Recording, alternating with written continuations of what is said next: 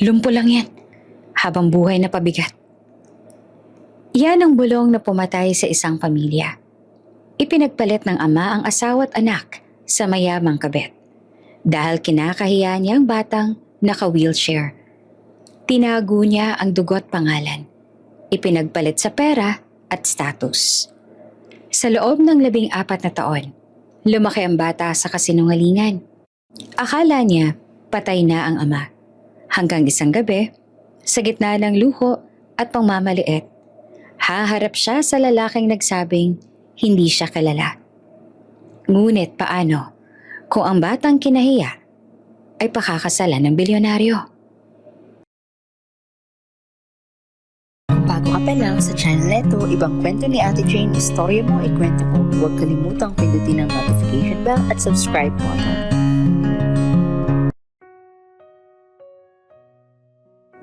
Tahimik ang silid. Tanging ugong ng electric fan at mahinang paghinga lamang maririnig. Sa gitna ng kwarto, nakaupo ang isang dalagang naka-wheelchair. Maingat niyang iniunat ang mga binte. Kasunod ang dahan-dahang pagmasa sa tuhod. Isang ritual na kabisado na niya. Paulit-ulit, araw-araw. 8 taon na. Hindi siya nagrereklamo kahit masakit. Kahit nakakapagod. Kahit paulit-ulit siyang tinatanong ng therapist kung handa ka na bang sumuko? Ngumiti lang siya, palagi. Hindi po. Sagot niya tuwing matatapos ang therapy. Kaya ko pa. Ang pangalan niya ay Elena, 16 na taong gulang. Maganda ang mga mata, mahabang buhok at may ngiting kayang magpatahimik ng kahit sinong galit. Ngunit para sa mundo, isa lamang siyang bata sa wheelchair. Para sa kanyang ina, siya ang buong mundo. Para sa kanyang ama, siya ang sikreto. Mula sa pintuan, tahimik na nakamasid ang kanyang ina, si Maribel. Hawak nito ang tuwalya at bote ng tubig, handang tumulong kung sakaling manghina ang anak.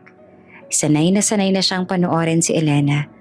Ang pilitin ng katawan, ang lunukin ng sakit. Ang ngumiti kahit may luha sa gilid ng mata. Ma, mahinang tawag ni Elena. Okay lang po ako. Lumapit si Maribel at hinaplos ang buhok ng anak. Alam ko anak. Sa labas ng kwarto sa sala ng bahay na tahimik at malamig, naroon ang ama ni Elena, si Ramon, nakaupo sa sofa. Nakasuot ng plantsadong polo, hawak ang cellphone. Abala sa email, tawag at meeting invites. Para bang wala siyang naririnig. Para bang wala siyang anak na nagsasakripisyo sa likod ng pader. Ramon, maingat na tawag ni Maribel habang lumalabas ang kwarto. May therapy si Elena bukas. Kailangan nating... Busy ako. Putol ng lalaki na hindi man lang tumitingin. May meeting ako sa investors. Importanteng tao ang kaharap ko. Napabuntong hininga si Maribel. 1 oras lang yon. Kahit saglit lang sana makita ka man lang niya. Tumayo si Ramon na iritado. Maribel, ilang beses na ba natin tong pinag-usapan? Hindi pwedeng makita ng mga taong yon ang sitwasyon natin.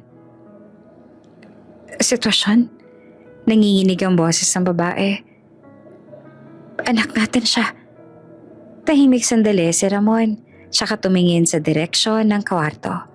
Parang takot, parang may kinahihiyang multo. Hindi nila kailangang malaman. Mabigat niyang sagot. Hindi pa. Ilang taon na ang lumipas, pero palagi na lang hindi pa. Sa mga business event, palaging mag-isa si Ramon. Kapag tinatanong kung may anak, ang sagot ay palaging pareho. Wala pa, busy pa sa career. Kapag tinatanong kung kasal, ngingiti lang siya at sasabihin, complicated. Walang larawan si Elena sa opisina. Walang litrato ng pamilya sa desk. Walang bakas na may anak siyang naka-wheelchair. Isang gabi, habang nagbibihis si Ramon para sa isang gala dinner, tahimik na lumabas si Elena mula sa kwarto.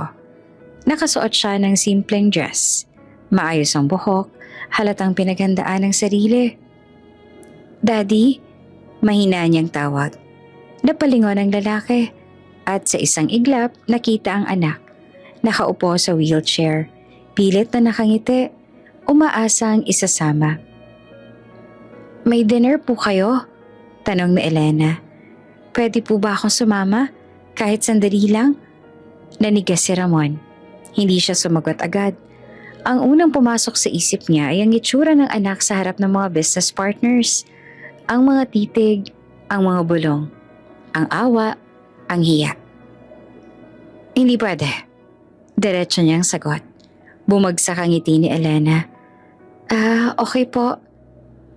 Hindi lugar yan para sa mga bata. Dagdag pa niya, napilit na kalmado pero matalim. Lalo na sa sitwasyon mo. Tumango si Elena, hindi umiyak, hindi nagtanong. Dahan-dahan siyang umatras papasok ng kwarto. Bit-bit ang tanong na matagal nang bumabagabag sa kanya. Bakit ako? Kailangang itago. Sa likod ng pinto, tahimik siyang umiiyak. Walang tunog, walang hikbi. Sanay na siyang masaktan na mag-isa.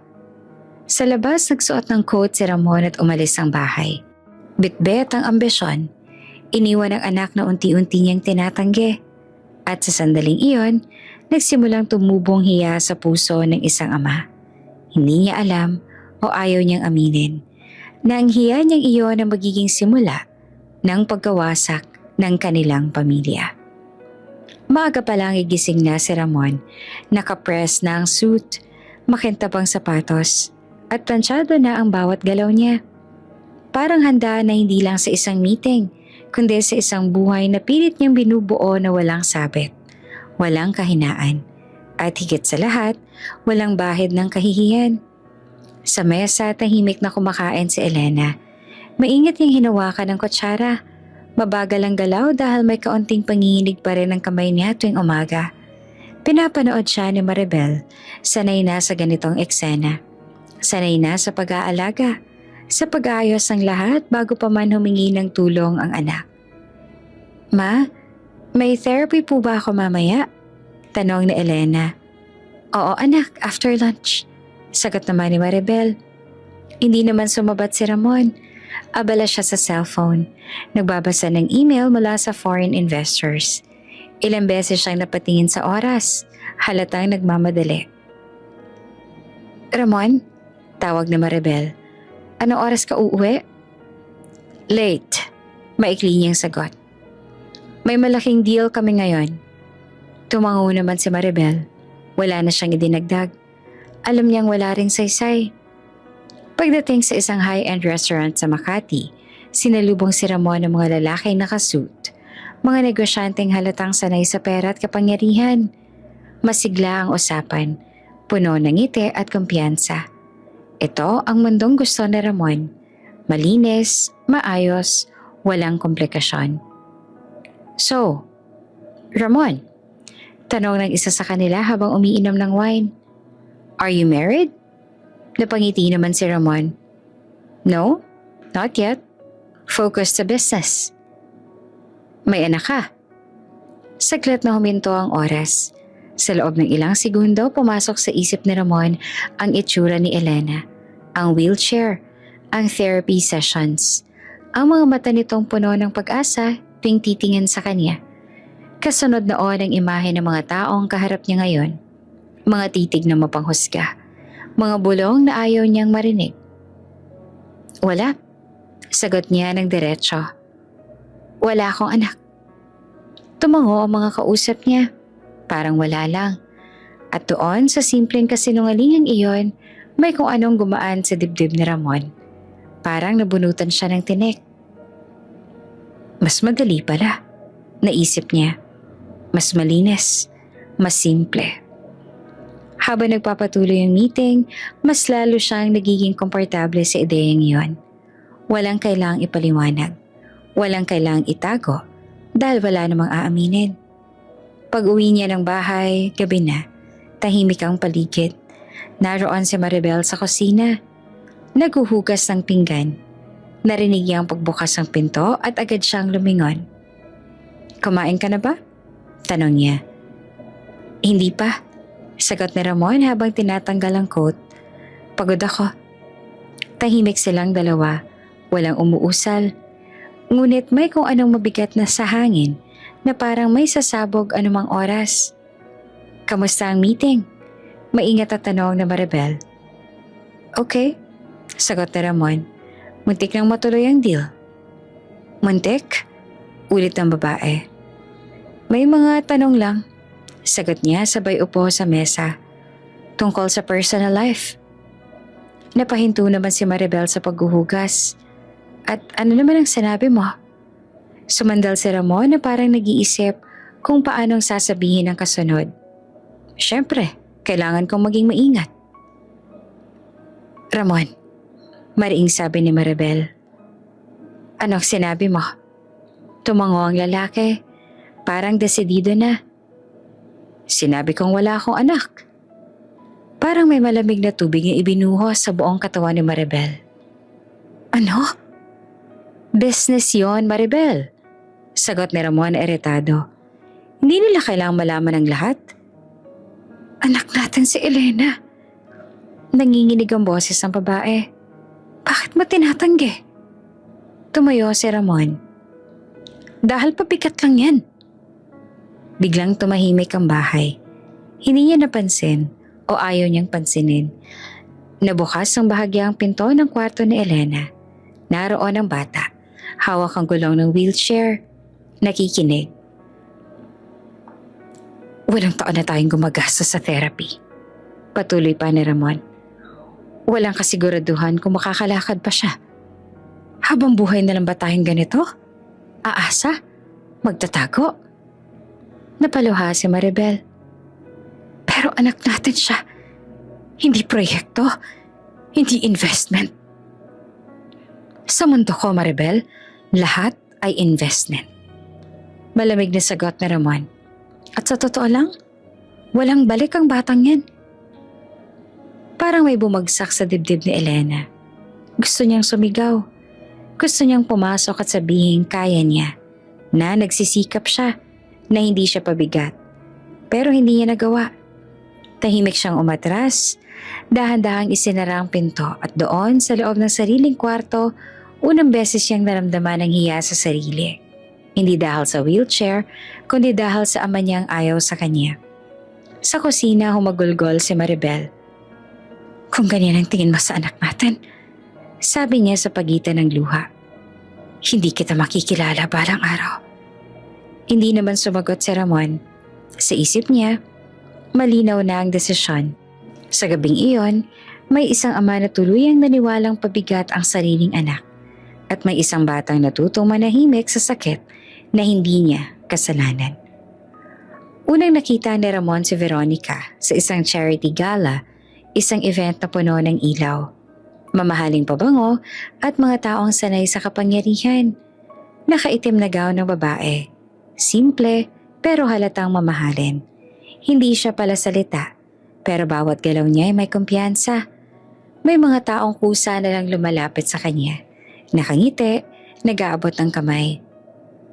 Veronica De Luna. Bulong ng isang kasamahan ni Ramon.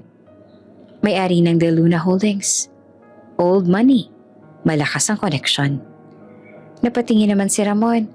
Hindi dahil sa ganda lang, kundi dahil sa buhay na kinakatawan ng babaeng yon. Isang buhay na maayos, walang paliwanag, walang kailangang itago. Nagkataon silang nagkatabi sa mesa. Maikli lang ang usapan sa simula. Business investments, plans. Pero mabilis na napansin ni Ramon ang kaibahan. Hindi siya tinanong ni Veronica tungkol sa pamilya. Hindi siya nag-usisa. Direkta ito sa pakay. Kung gusto mong lumago ang kumpanya mo, sabi ng babae, kalmado ang boses. Kailangan mo ng mas malinis na profile. Tumango naman si Ramon. Parang tinamaan ng eksaktong salita. Mula noon, madalas na silang nagkakasabay. Lunch meetings, networking events, out-of-town conferences. Laging maayos. Laging walang tanong na hindi kayang sagutin.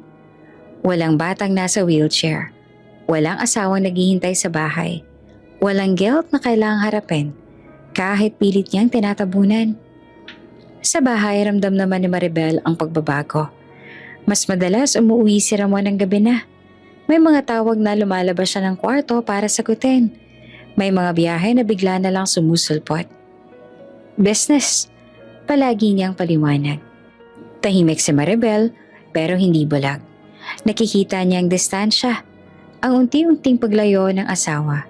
Si Elena naman kahit bata pa, ramdam din iyon. Kapag dumadaan ang ama sa sala, hindi na siya lumilingon. Kapag may tanong siya, madalas ay wala itong oras. Isang gabi, habang nag-aayos ng mga papeles si Ramon sa sala, tumigil si Elena sa harap niya. May hawak siyang drawing, isang simpleng guhit ng pamilya. Tatay, nanay at siya, kahit nasa wheelchair.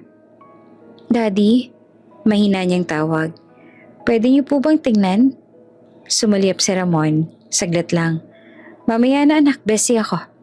Tumango naman si Elena, hindi na siya nagpilit. Iniwan niya ang drawing sa mesa at bumalik sa kwarto. Kinabukasan, naroon pa rin ang drawing. Hindi man lang napansin. Samantala, mas lalo namang lumalim ang ugnayan ni Ramon at Veronica. Hindi ito lantaran sa simula. Walang tawag na kabit. Wala pang salitang ganon. Pero malinaw sa isip ni Ramon ang kaibahan ng dalawang mundo. Kay Veronica, walang therapy schedules. Walang utang. Walang tanong kung kailan gagaling. May mga imbitasyon na exclusive clubs. May private planes. May mga pangako mabilis matupad. Hindi ka ba napapakot? Tanong minsan ni Veronica habang nasa biyahe sila. Parang ang dami mo yatang pasan. Napangiti naman si Ramon. Pilit. Normal lang. Hindi lahat ng pasan kailangan dalhin habang buhay. Sagot ng babae pero diretso at kalmado. Parang may kumurot naman sa dibdib ni Ramon. Hindi niya sinagot pero malinaw ang mensahe. Dumating ang araw na inanyayahan siya ni Veronica sa isang private dinner. Hindi charity, hindi business meeting, personal. At doon sa gitna ng mamahaling alak at tahimik na musika, napagtanto na Ramon ang desisyon na matagal niya nang iniiwasan. Ito ang buhay na gusto niya. Isang buhay na walang kapansanan, walang kahihiyan. Walang batang kailangang itago dahil wala ng batang kasama. Pag-uwi niya ng gabing iyon, nadatnan niya si Maribel sa kusina. Naghahanda ng gamot ni Elena. Tahimik ang bahay. Payat na ang mukha ng asawa. Halatang pagod. Late ka na naman. Sabi ni Maribel na walang galit, ngunit pagod lang. Tumango si Ramon. May inasikasa lang. Ramon, maingat na sabi ng babae. Nararamdaman ko na may nagbabago. Saglit namang huminto si Ramon. Tumingin siya sa direksyon ng kwarto ni Elena at saka bumalik ang tingin kay Maribel. Siguro kailangan ko lang ng ibang direksyon. Kasama kami doon. Sagot naman ni Maribel. Pamilya mo kami. Hindi sumagot si Ramon. Sa isip niya, malinaw na ang direksyong gusto niya ay hindi nakasama ang mag-ina. Sa mga sumunod na linggo, mas naging lantad ang relasyon niya kay Veronica. Hindi pa rin alam ng mundo, pero alam na ng puso niya kung saan siya papunta. At sa bawat takbang niya palayo, mas pinipili niya ang ambisyon kesa pamilya. Hindi niya napansin na sa bawat pagpili, may dalawang taong unti-unting nasisira. Isang ina na tahimik na lumalaban at isang anak na pilit iniintindi kung bakit siya hindi kailanman naging sapat. At sa gitna ng luho at pangakong kapangyarihan, tuluyan nang inilayo ni Ramon ang sarili sa pamilyang minsan niyang binuo. Hindi biglaan ang pag-alis ni Ramon. Unti-unti itong dumating. Parang ulan na dahan-dahang bumabasa hanggang tuluyang lumamig ang paligid. May mga damit na nawawala sa aparador. May mga papel na naipon sa bag. May mga gabing hindi na siya umuwi. Alam ni Maribel na may mali. Matagal na. Pero iba ang pakiramdam ng gabing yon. Maaga siyang nagising dahil sa kaluskos sa sala. Paglabas niya, nakita niya si Ramon na naglalagay ng mga dokumento sa isang leather bag. Tahimik ang kilos, parang ayaw mag-iwan ng bakas. Anong ginagawa mo? Tanong ni Maribel na maingat ang boses. Napatingin naman si Ramon. Sandali lang. Aalis ako. Ngayon? Oo. Walang paliwanag. Walang babalik ako. Walang yakap. Walang tingin sa direksyon ng kwarto ng anak nila. Ramon, sabi ni Maribel, nanginginig ang kamay. Kausapin mo man lang si Elena. Tumigil ang lalaki. Huminga ng malalim. Mas mabuti na to. Mas mabuti para kanino? Tanong ng babae. Pilit pinipigilan ng luha. Para sa'yo? Hindi na sumagot si Ramon. Isinaran niya ang bag at tumayo. Dumaan siya sa harap ni Maribel na parang estranghero. Pagbukas ng pinto, huminto siya sandali. Parang may gustong sabihin. Parang may nais balikan. Pero wala. Isinara niya ang pinto at tuluyan nang umalis. Sa kwarto, nagising si Elena sa ingay. Narinig niya ang pagsara ng pinto. Narinig niya ang yabag ng mga paa. Pinilit niyang bumangon at lumabas. Pero pagdating niya sa sala, wala na ang ama. Ma? Mahina niyang tawag. Lumapit si Maribel at agad siyang niyakap. Mahigpit. Parang ayaw nang bumitaw. Nasaan si Daddy? Tanong ni Elena. May lakad po ba siya? Hindi naman agad sumagot si Maribel. Pinisil niya ang mga mata. Pilit hinahanap ang tamang salita. O kahit anong salitang makakapagpahinga sa puso ng anak. Lumipas ang isang araw, 2, 3, walang tawag, walang mensahe, walang kahit anong bakas. Hanggang sa isang gabi, habang magkasama silang kumakain, hindi na nakatiis si Elena. Ma, sabi niya na dahan-dahan, bakit hindi na umuuwi si Daddy? Huminto ang kutsara ni Maribel sa ere. Alam niyang darating ang sandaling to at alam din niyang walang magandang sagot. Anak, mahina niyang sabi, may sakit si Daddy. Napatingin naman si Elena. May sakit? Tumango si Maribel. Matagal na at hindi na siya gumagaling. Tahimik ang bata. Hindi siya umiyak agad. Parang may hindi pumapasok sa isip niya ang sinasabi. Patay na po ba si Daddy? Tanong niya na parang nagbibilang ng hininga. Napapikit si Maribel. At doon sa pagitan ng luha at takot, sinabi niya ang pinakamabigat na kasinungalingan na kailanman ay bibigkasin niya. Oo anak. Parang may nabasag sa loob ni Elena. Hindi siya sumigaw. Hindi siya nagwala. Umiyak lang siya. Tahimik, walang ingay. Parang sanay na rin sa pagkawala. Mahal niya po ako? Tanong niya na halos pabulong. Napayuko si Maribel. Mahal ka niya. Isang kasinungalingan na ipinanganak mula sa pagnanais sa protektahan ng anak. Kahit alam niyang balang araw, sasaktan din ito ng katotohanan. Sa mga sumunod na araw, sinubukan nilang magpatuloy. Therapy, eskwela, araw-araw na buhay. Pero may bakanting upuan sa mesa. May tahimik na gabi. May tanong na hindi muling tinanong. Samantala, sa kabilang dulo naman ng lungsod, nagsimula ang bagong buhay ni Ramon. Lumipat siya sa isang kondo. Malawak, maliwanag at tahimik. Naroon si Veronica. Maayos ang ngiti. Parang walang iniwang anino sa likod. Sigurado ka ba?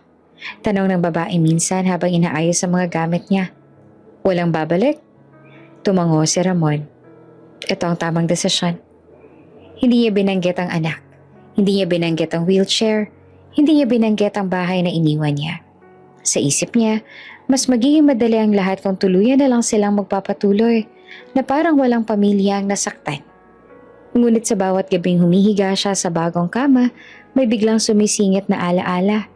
Isang batang may ngiting pilit. Isang drawing na naiwan sa mesa. Isang tanong na hindi niya sinagot. Pinipili niyang baliwalain. Samantala, si Elena naman sa bawat gabi ay nagdarasal para sa amang akala niya ay wala na. Hindi para bumalik, kundi para lang malaman kung sapat ba siya para mahalin. At sa gitna ng katahimikan ng dalawang mundong, unti-unting nagkakalayo, may isang kasinungalingan ang itinanim. Isang kasinungalingang babalik, lalago at sasabog sa panahong hindi na kayang itago ng sinuman. Dahil ang paglayas ay hindi lang pag-alis ng katawan. Ito rin ay pagtalikod sa responsibilidad at sa araw na haharapin iyon ng ama, wala na siyang matatakbuhan. Hindi tumigil ang oras kahit may iniwan. Kinailangan pa rin gumising na Maribel araw-araw, magluto, magtrabaho, at mag-isip kung paano nila haharapin ang susunod na linggo. Ang kaibahan lang, dalawa na lang sila ni Elena laban sa mundo. Lumipat sila sa mas maliit na apartment. Walang elevator, 3 baitang lang ang hagdan. Pero sapat na yon para maging mahirap ang bawat araw-araw.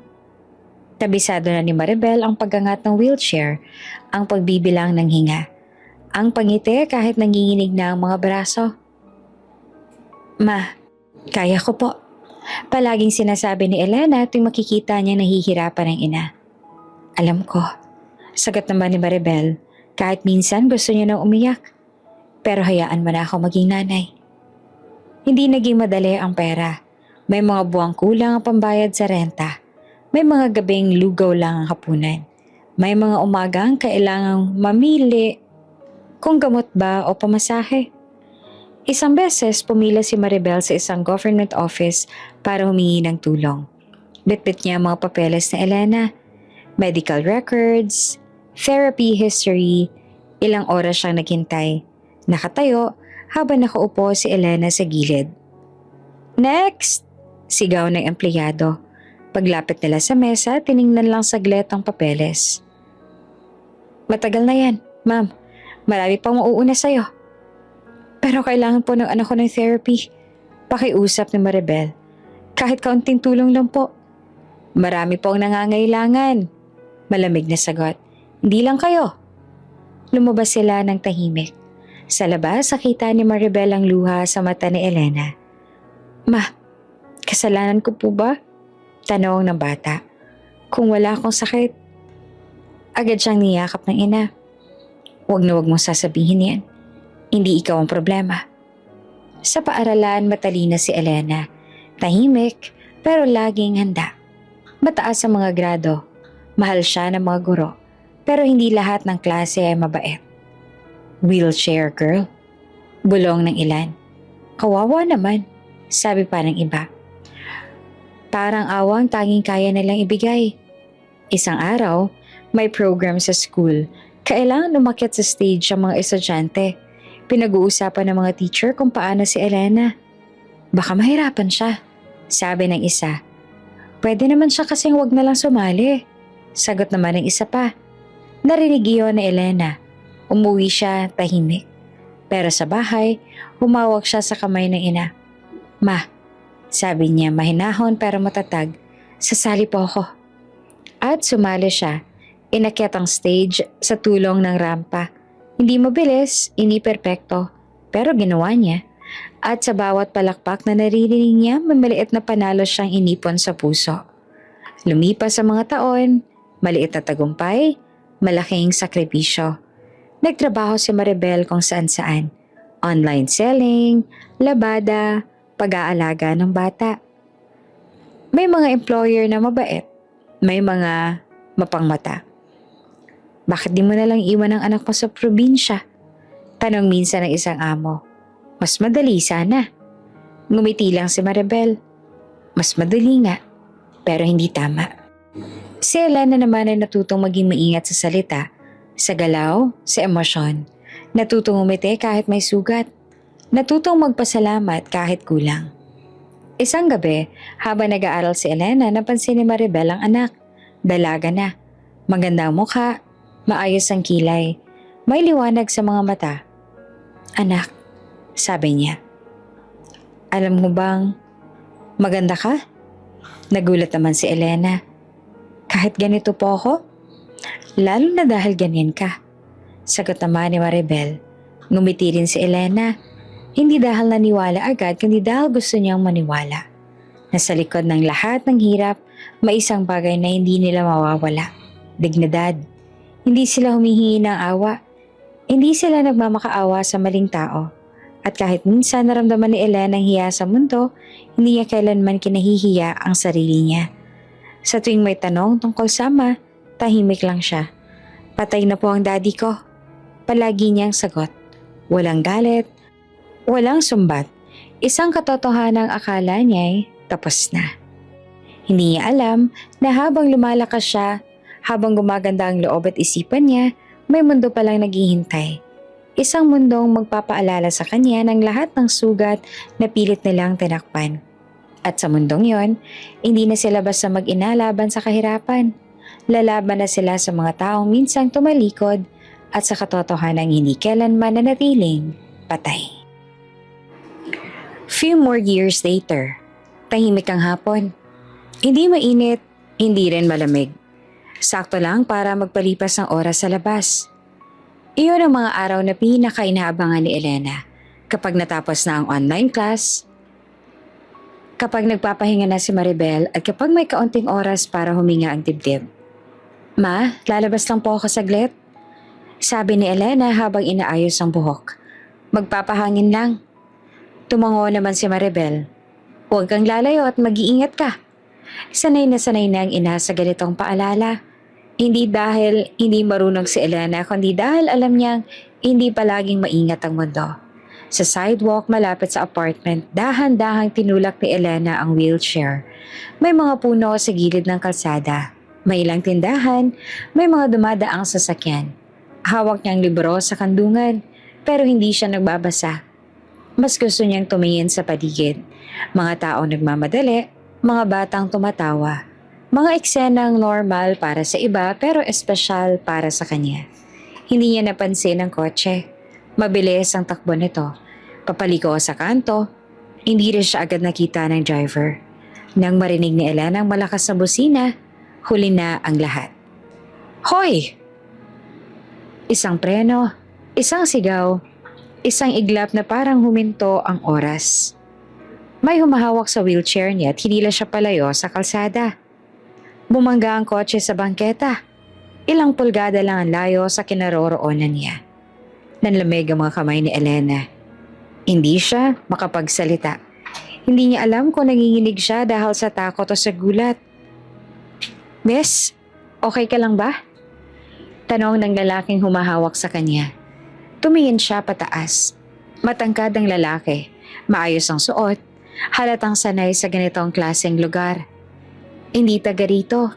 May suot itong relo na mukhang mas mahal pa kesa sa lahat ng gamit niya. Pero hindi iyon ang napansin niya. Ngiti. Hindi awa. Hindi pagtataka. Ngiti na parang normal lang ang lahat. Okay lang po. Sagot ni Elena. Pilit na humihinga ng maayos. Sigurado ka? Tanong ng lalaki. Namumutla ka? Tumango siya. Nagulat lang po. Napalingon ang lalaki sa driver ng kotse na halatang nanginginig din. Mag-ingat ka sa pagmamaneho. Mariing sabi nito. May masasaktan ka. Pagkatapos ay bumalik ang tingin niya kay Elena. Pwede ba kitang ihatid pa uwi? Mukhang hindi ka pa okay. Hindi na po kailangan. Sagot ni Elena. Malapit lang naman po dito. Saglit na nag-isip ang lalaki, tsaka ngumiti ulit. Okay, pero at least hayaan mo akong samahan ka hanggang doon. Naglakad siya sa tabi ng wheelchair. Hindi humahawak, hindi nagmamadali. Walang kakaiba sa kilos niya na parang ginagawa lang niya ang dapat gawin. My name is Adrian. Pakilala niya. Ikaw? Elena po. Nice to meet you, Elena. Sabi niya. Kahit hindi ganito ang gusto kong first meeting. Napangiti naman si Elena. Bahagya. Ako rin po. Habang naglalakad sila, nagkwentuhan sila ng mga simpleng bagay. Saan siya nag-aaral? Anong hilig niya? Walang tanong tungkol sa wheelchair. Walang anong nangyari sa'yo. Walang pag-uusisa na nakakasakit. At doon nagulat si Elena. Hindi dahil sa lalaking mayaman, kundi dahil sa gaan ng pakiramdam niya. Pagdating nila sa tapat ng apartment, huminto si Adrian. Dito ka na? Tanong niya. Opo, sagot naman ni Elena. Salamat po sa tulong. Paalis na sana siya nang biglang magsalita si Elena. Sir, salamat po talaga. Tumingin si Adrian. Adrian lang. Ngumiti naman si Elena. Ngiting hindi pilit, hindi nagtatago. At iyon ang sandaling tumatak sa isipan ni Adrian. Hindi ang wheelchair, hindi ang aksidente, ang ngiti. Mula sa bintana nakita ni Maribel ang lahat. Ang takot, ang tulong, ang lalaking nakangiti sa anak niya na parang walang kailangang ayusin. Ma, sabi ni Elena pagkapasok, okay lang po ako. Lumapit si Maribel at niyakap siya. Salamat sa Diyos. Habang nagpapahinga si Elena sa kwarto, nanatiling nakaupo si Maribel sa sala. Iniisip ang lalaking tumulong. May kaba siyang naramdaman, hindi dahil masamang intensyon, kundi dahil alam niya ang mundo. Sa labas, bago tuluyang umalis, napalingon si Adrian sa gusali. Hindi niya alam kung bakit, pero may kung anong bumabalik-balik sa isip niya. Ang tahimik na lakas ng dalagang iyon at sa simpleng aksidenteng muntik nang magtapos sa trahedya. Nagsimula ang isang ugnayang babago sa buhay ni Elena. Hindi niya pa alam. Hindi rin alam ni Adrian. Pero sa mundong sanay manghusga sa anyo at kakayahan, may isang lalaking unang nakita ang ngiti. At yon ang simula ng lahat. Hindi inaasahan ni Elena na babalik pa si Adrian. Akala niya, tulad ng maraming tao sa mundo niya, isa lang iyong sandaling dumaan. Isang buting loob na mabilis ding mawawala. Pero makalipas ang ilang araw, habang papasok siya sa maliit na cafe, palapit sa apartment para magbasa at magpahinga, naroon siya. Nagbabasa ka rin pala rito? Sabi ni Adrian. Nakangiti, may hawak na kape. Nagulat si Elena. Oo, tahimik kasi dito. Pwede ba ako umupo? Tanong niya, maingat. Tumango si Elena. Sige po. Mula noon naging madalas na ang pagkikita nila. Hindi planado, hindi pilit. Minsan sa cafe, minsan sa sidewalk kung saan siya nagpapahangit. Minsan sa maliit na park kung saan may rampa at lilim ng puno. Simple lang ang usapan. Mga libro, mga pelikula, pangarap. Gusto mo bang mag-travel? Tanong minsan ni Adrian, ngumiti naman si Elena ng bahagya. Oo, kahit manood lang ng dagat. Kaya yan. Sagot naman ni Adrian, na parang normal lang ang lahat. Iyon ang gusto ni Elena sa kanya. Ang paraan niya magsalita na parang walang limitasyon. Na parang hindi hadlang ang wheelchair. Na parang pwede pa rin ang kaya. Naging magkaibigan sila. Hindi na nagtanong si Adrian tungkol sa kanyang ama.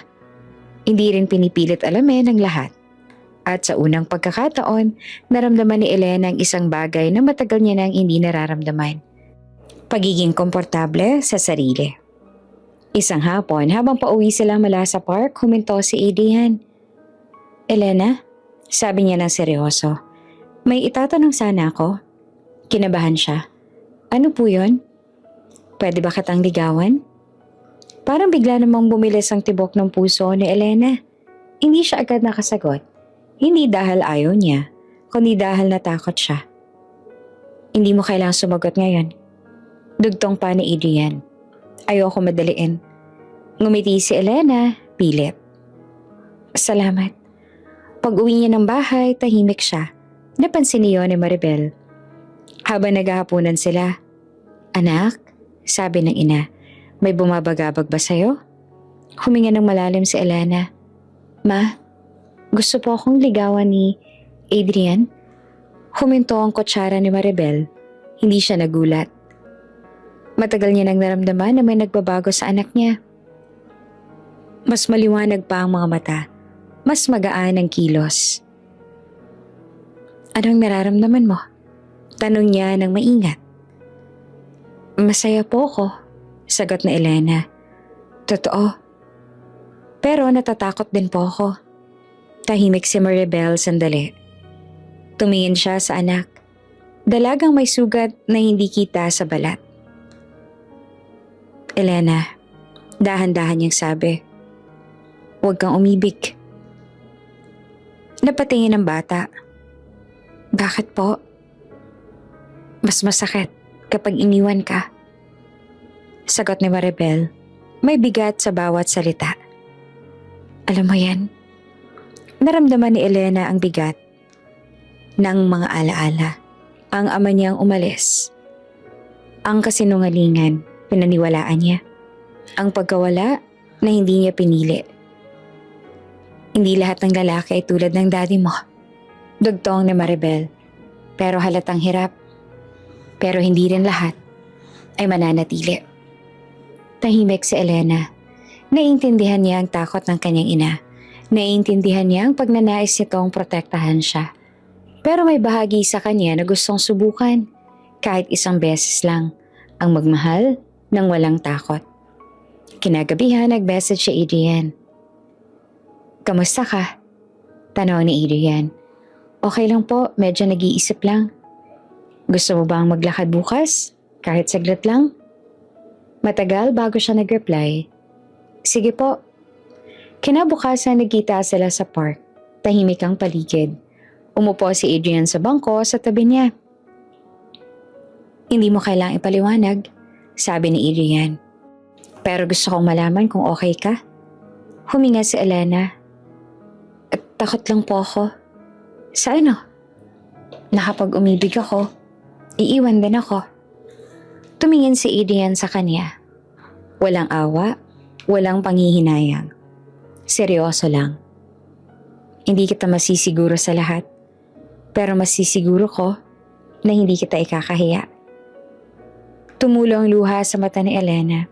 Hindi niya agad ito pinunasan. Hindi kita pipilitin. Dugtong pa ni Adrian. Magiging kaibigan pa rin kita. Kahit ano pa man ang desisyon mo.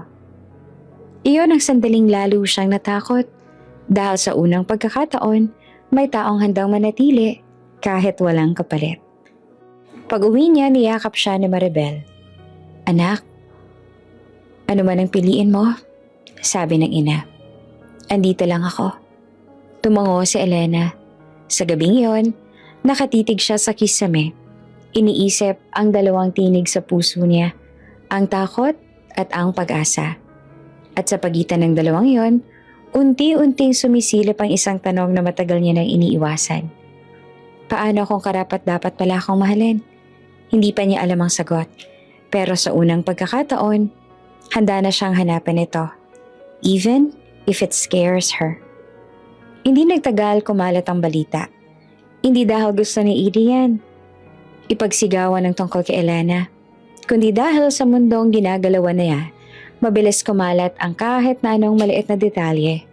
Isang retrato sa cafe, isang beses na makita siya magkasama sa park, isang tanong na binato ng kaibigan, sinagot naman ng tapat.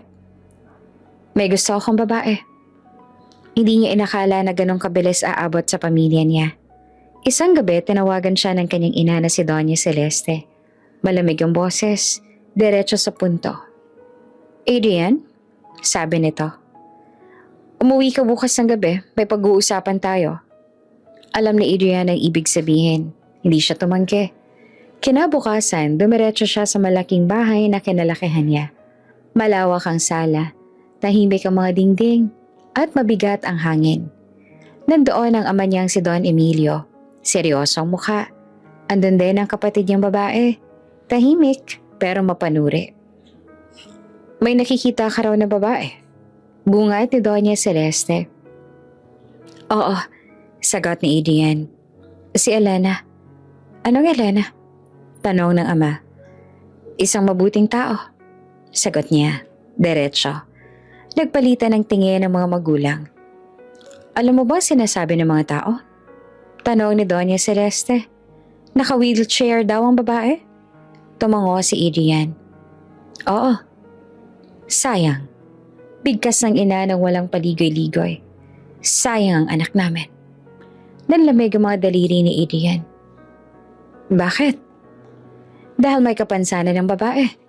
Sagot ni Don Emilio. Hindi ka bata, Adrian. May responsibilidad ka. May pangalan kang binubuhat. Hindi hadlang ang wheelchair para maging mabuting tao. Sagot ni Adrian, pilit na kalmado. Hindi yan ang punto. Sagot naman ni Doña Celeste. Ang punto, magiging pabigat lang yan sa'yo. Sa pamilya natin. Napatayo si Adrian. Hindi siya pabigat. Hindi mo palang nararanasan. Sagot ng ama. Ngayon pa lang, umatras ka na. Hindi na nakipagtalo si Adrian. Tumalikod siya at umalis ng bahay. Bitbit ang galit. Pero higit sa lahat, ang takot na baka tama sila. Samantala si Elena, inanyayahan ni Adrian sa isang maliit na gathering. Isang simpleng dinner kasamang ilang kaibigan at kakilala. Hindi niya sinabi na may mga kamag-anak na darating. Ayaw niyang takutan siya. Pagdating nila, ramdam agad ni Elena ang kaibahan. Tahimik ang mga usapan kapag dumadaan siya. May mga titig na mabilis umiwas. May mga ngiting pilit. Relax ka lang, bulong ni Adrian. Okay lang to. Tumango naman si Elena, kahit kabado. Habang nasa CR si Adrian, naiwan si Elena sa gilid ng sala. May 3 babaeng lumapit, maayos ang bihis, halatang sanay sa ganitong lugar. Ikaw si Elena? Tanong ng isa. Opo, sagot niya. Magalang. Tahimik sandali, tapos walang pasubali. Sinabi ng isa pang babae. Sapat ang lakas ng boses para marinig ng iba. Sayang talaga si Adrian, ano? Napahigpit ang hawak na Elena sa gulong ng wheelchair. Po? Ang galing ng batang yon? Dugtong ng una. Tapos ikaw? Hindi niya tinapos ang pangungusap. Hindi na kailangan. May kapansanan ng babae. Sabi ni ikatlo na malamig. Hindi kayo bagay. Parang may humigop ng hangin sa dibdib ni Elena. Gusto niyang magsalita. Gusto niyang ipagtanggol ang sarili. Pero parang bumalik ang lahat ng lumang sugat. Ang ama niyang ikinahiya siya. Ang mga bulong sa eskwela. Ang mga matang puno ng awa. Pasensya na po. Mahina niyang sabi. Hindi ko po intensyon na. Tumalikod siya bago pa tuluyang pumatak ang luha. Dahan-dahan niyang tinulak ang wheelchair palabas ng bahay. Bitbit ang bigat na akala niya ay matagal niya nang nalampasan. Pagbalik ni Adrian, wala na si Elena. Tinawagan niya agad ito, walang sagot. Pag-uwi ni Elena sa apartment, nakita niya si Maribel na tahimik. Namumugto ang mata. Ano nangyari? Tanong ng ina. Umiling si Elena. Ma, tama po kayo. Huwag na lang po. Huwag na alin. Huwag na po akong umibig. Kinabukasan, nagpadala ng message si Elena kay Adrian. Elena? Pasensya na, siguro hanggang dito na lang. Ha? Bakit? Ano nangyari kagabi? Tanong ni Adrian. Adrian, hindi ko kaya ang mundo mo. Binasa ni Adrian ang mensahe nang paulit-ulit. Hindi niya tinanggap. Samantala si Elena sa kwarto niya, nakatingin sa kisame. Unti-unting umurong ang loob. Hindi dahil hindi niya mahal si Adrian, kundi dahil natakot siyang muling maranasan ng pagiging hindi sapat. At sa gabing iyon, sa gitna ng luho at pangiinsulto, unti-unting nabuo ang pader sa puso ni Elena. Isang pader na kailangan pang tibagin ng isang lalaking ayaw sumuko. Ilang araw na hindi sumasagot si Elena sa mga tawag at mensahe ni Adrian. Binasa niya ang bawat chat, pero pinili niyang manahimik. Hindi dahil galit siya, kundi dahil takot. Takot na muling masaktan. Takot na mapahiya. Takot na maging pabigat sa mundong hindi niya kayang sabayan. Pero si Adrian, hindi sanay umatras. Isang umaga habang palabas si Elena para bumili ng gamot, nakita niya ang isang kotse na pamilyar na huminto sa tapat ng apartment. Bumukas ang pinto at bumaba si Adrian. Walang galit sa mukha, walang inis. Tanging determinasyon. Elena, tawag niya ng mahinahon. Pwede ba tayong mag-usap? Napatingin si Elena sa paligid. Hindi na po kailangan. Kailangan, sagot ni Adrian. Kahit 5 minuto lang. Tahimik silang naglakad papunta sa maliit na park. Umupo si Adrian sa bangko. Sa tapat niya, hindi siya nagsalita agad. Alam ko, simula niya, na nasaktan ka. Umiling si Elena. Hindi mo po kasalanan. Pero responsibilidad ko, sagot niya. Dahil dinala kita sa isang lugar na hindi pa handa sa'yo. Tumingin si Elena sa mga kamay niya. Hindi ko po kaya ang mundo ninyo. Kung ganon, sagot ni Adrian, hayaan mong dalhin kita sa mundo ko. Sa paraang hindi ka kailangang magbago. Nagkibit balikat si Elena. Madali po yang sabihin. Tumayo si Adrian. May business event ako, bukas. Hindi social na party, trabaho. Gusto kitang isama bilang kaibigan. Walang pilitan. Nag-alinlangan si Elena. Bakit? Dahil gusto ko makita mo. Sagot ni Adrian ng diretsyo. Na hindi kita kinahihiya. Kinabukasan nagbihis si Elena ng simple. Ayaw niyang magmukhang pilit. Ayaw niyang magmukhang hindi kabilang. Sa lobby ng hotel kung saan gaganapin ang event, ramdam niya ang kaba. Mga taong nakasuit, mga babaeng elegante, mga usapang hindi niya kabisado. Hinihintay siya ni Adrian sa entrance. Okay ka lang? Tanong niya. Tumango si Elena kahit di sigurado. Oo. Sa loob hindi siya iniwan ni Adrian. Pinakilala siya sa mga kasamahan, mga partners, mga kliyente, mga kaibigan sa trabaho. This is Elena. Palagi niyang sinasabi. She's important to me. Walang paliwanag, walang depensa, walang paumanhin. May mga titig na nagulat, may ilang nagtanong, pero sa bawat pagkakataon nananatiling kalmado si Adrian. Parang natural lang ang lahat. Nice to meet you, sabi ng isang babae. I like your smile. Napangiti naman si Elena na totoo na. Unti-unti naramdaman niyang humuhupa ang kaba. Hindi dahil wala ng mga matang mapanghusga, kundi dahil may isang taong tahimik nakatayo sa tabi niya. Sa gitna ng event, may isang lalaking lumapit kay Adrian. Your family knows about her? Tanong nito. Pabulong pero hindi lihim. Yes, sagot naman ni Adrian. At okay lang sila? Hindi nag-atubili si Adrian. Kahit hindi. Narinig naman iyon ni Elena. At sa unang pagkakataon, may init na dumaloy sa dibdib niya. Hindi dahil sa papuri, kundi dahil sa paninindigan. Pagkatapos ng event, nagkape sila sa lobby. Bakit mo ginagawa to? Tanong ni Elena ng diretsyo. Mas madali sanang umatras. Ngumiti si Adrian ng bahagya. Mas madali, oo, pero hindi tama. Hindi ka ba natatakot sa sasabihin ng pamilya mo? Tinatakot na lang ako, sagot niya. Pero hindi ka. Tahimik si Elena at hindi siya umiyak. Hindi rin siya agad naniwala. Pero may bahagi sa kanyang gustong magtiwala. Sa mga sumunod na linggo paulit-ulit yon. Sinama siya ni Adrian sa iba't ibang gatherings, mga meetings, forums, simpleng lunches. Hindi palaging perpekto. May mga bulong pa rin. May mga tanong na masakit. Pero palagi siyang pinapakilala ni Adrian na parang karangalan at hindi pasanin. Isang beses, may lalaking diretso nagtanong, hindi ka ba naaabala? Sumagot si Adrian ng kalmado. Hindi, mas malinaw nga ang mga desisyon ko kapag kasama ko siya. Narinig naman iyon ni Elena. At doon, unti-unting nagbukas ang padera sa puso niya. Pag uwi niya ng gabing yon, niyakap siya ni Maribel. Anak, sabi ng ina. Nakita ko mas matapang ka na ngayon. May tumutulong lang po, sagot naman ni Elena. Hindi lang tumutulong, sagot din ni Maribel. May naninindigan.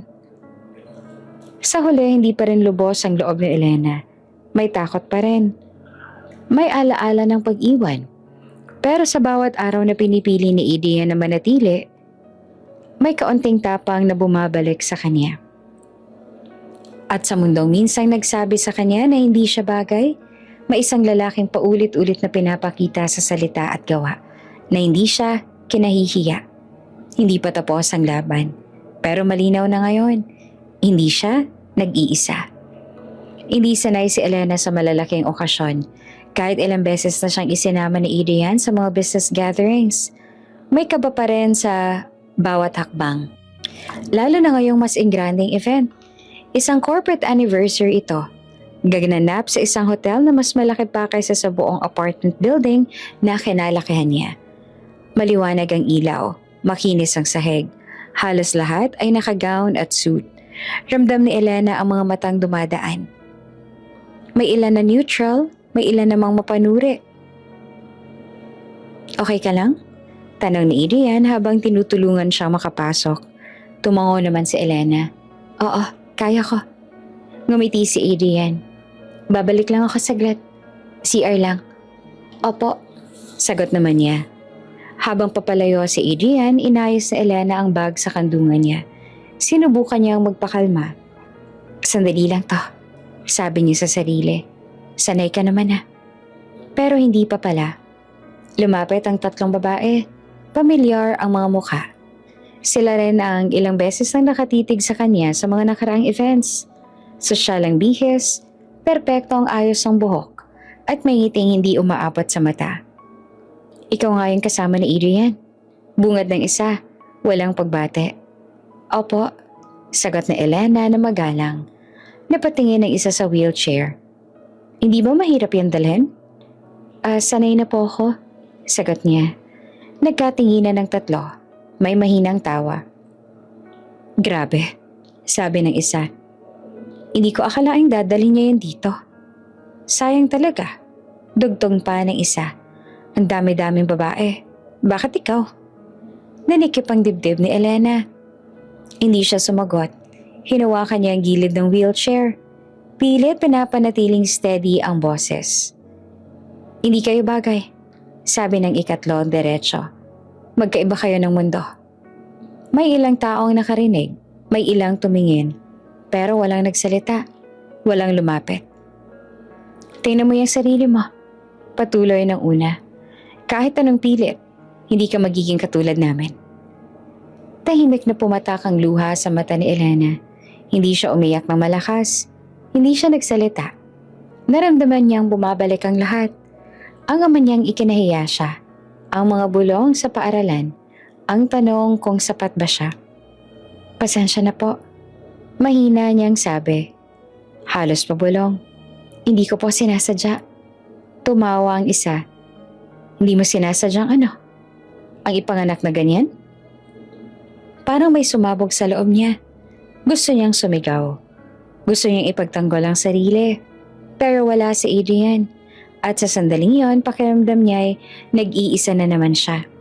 Pinunasan niya ang luha. At dahan-dahan tinulak ang wheelchair palayo. Sa gilid ng hall, huminto siya. Umupo roon. Nakayuko. Pilit kinokontrol ang pag-iyak. Sanay ka na. Paulit-ulit niyang sinasabi sa sarili. Sanay ka na. Pero iba pala kapag nasa harap ng maraming tao. Kapag may ilaw, kapag may mga matang nanonood at piniling manahimik. Pagbalik ni Adrian, agad niyang hinanap si Elena. Hindi niya ito nakita sa dati nilang pwesto. Napansin niya mga taong nakatingin sa isang direksyon. Doon niya nakita si Elena, nakatagilid, tahimik, nanginginig ang balikat. Elena? Tawag niya na agad na lumapit. Anong nangyari? Umiling si Elena. Hindi siya makapagsalita. Tumulo ulit ang luha. May ilang babaeng nasa di kalayuan, tahimik na nagmamasid. Hinawakan ni Adrian ang kamay ni Elena. Tara, sabi niya na mariin pero kalmado. Uuwi na tayo. Habang tinutulungan niya si Elena palabas, ramdam ang lahat ng bigat ng eksena. Walang paliwanag si Adrian. Walang sigaw, pero malinaw sa kilos ang galit. Sa kotse, tahimik sila. Pinunasan ni Elena ang luha niya, nahihiya. Pasensya na, sabi niya. Sinira ko po ang gabi ninyo. Biglang huminto si Adrian sa gilid ng kalsada. Tumingin siya kay Elena. Hindi ka o may kasalanan. Mariin niyang sabi. At hindi mo sinira ang kahit na ano. Huminga siya ng malalim. Ang sinira nila ay respeto. At hindi ko yan palalampasin. Tahimik si Elena. Sa unang pagkakataon matapos ang pangyayari, may isang taong nagsabing mali ang ginawa sa kanya. Hindi siya.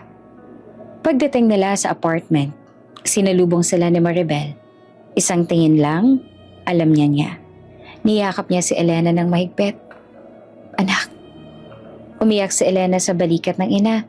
Hindi dahil mahina siya, kung hindi dahil napagod siya sa pagiging matatag. Sa kwarto, nakaupo si Adrian sa gilid ng kama. Tahimik na nag-iisip. Hindi niya alam kung paano mabubura ang sugat na iniwan ng gabing yon. Pero isang bagay ang malinaw sa kanya. Hindi niya nahahayaang mapag-isa si Elena sa ganitong laban. At sa gabing yon, sa gitna ng luho at katahimikan, may isang desisyong nabuo. Isang desisyong magbabago sa takbo ng lahat. Hindi pa ito paghihigante. Hindi pa ito pagtatapat. Pero ito ang huling beses na haharapin ni Elena ang kahihiyan ng mag-isa. Hindi agad nakatulog si Elena matapos ang gabing yon. Paulit-ulit sa isip niya ang mga salita, ang mga tingin, ang pakiramdam ng pagiging maliit sa gitna ng maraming tao. Kinabukasan, sinabi niya kay Adrian na gusto muna niyang umuwi ng maaga. Gusto niyang huminga. Gusto niyang magpahinga. Atid na lang kita, alok ni Adrian. Hindi na po, sagot na Elena. Kaya ko na po, maglalakad lang ako saglit. Tumango si Adrian kahit alatang ayaw. Text mo ako pagdating mo. Lumabas si Elena ng mall at dahan-dahang tinulak ang wheelchair sa sidewalk. Maliwanag ang hapon. Mataas ang araw. Parang walang bakas ng sakit ang mundo. Pero dala niya pa rin ang bigat. Sa may tawiran, huminto siya. Nakatayo ang mga tao. Naghihintay ng signal. May isang pamilya sa tabi niya. Isang lalaki, isang babae, at isang batang lalaking mga 6 na taong gulang. Maayos ang suot. Masaya ang bata. Hawak ang kamay ng ama. May kung anong kumurot sa dibdib ni Elena. Hindi niya alam kung bakit. Napalingon siya. At doon niya nakita ang mukha. Hindi niya agad nakilala. Tumanda na. Mas tumaba ng kaunti. Mas pino ang ayos. Pero ang mga mata, iyon ang pareho. Ang mga matang minsang hinanap niya sa bawat sulok ng alaala.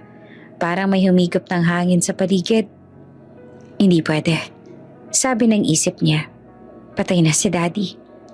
Pero habang mas tumatagal ang tingin, mas malinaw ang katotohanan. Si Ramon. Ang ama niyang inilibing sa kasinungalingan, ang lalaking pinaniniwalaan niyang wala na sa mundo. Nanlambot ang mga kamay ni Elena. Parang bumagal ang galaw ng lahat. Narinig niya ang tawa ng bata. Narinig niya ang boses ng babae. Malambing, pamilyar sa lalaking kaharap niya. Daddy! Sigaw ng bata. Parang tinamaan ng kidlat si Elena.